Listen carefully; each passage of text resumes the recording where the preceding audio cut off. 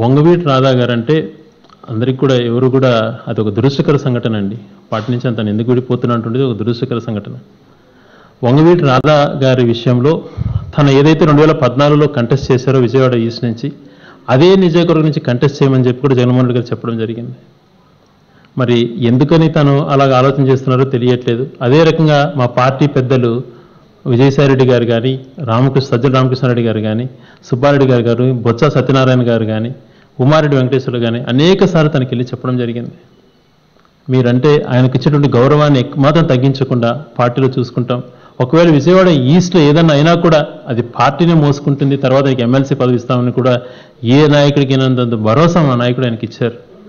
మరి అది నిజంగా దురదృష్టకర సంఘటన. ఆయన పార్టీ విడాలా అన్నటువంటి నిర్ణయం నిజంగా దురదృష్టకర సంఘటన. ఆయన పార్టీలో కొనసాగితే బాగుంటుందని చెప్పి కోరుకుంటున్న వాళ్ళల్లో మేము కూడా ఒకరం.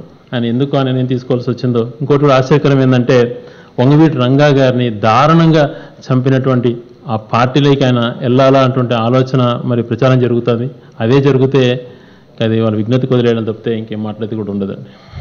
వార్తావాణి న్యూస్ ఛానల్ ఎప్పటికప్పుడు రాజకీయ, సినీ విశేషాలు, స్పోర్ట్స్ మరియు సాంకేతిక పరమైన మరెన్నో విషయాలను మన ముందుకు తెస్తుంది. మరింత సమాచారం కొరకు వార్తావాణి న్యూస్ ఛానల్ ని సబ్స్క్రైబ్ చేయండి.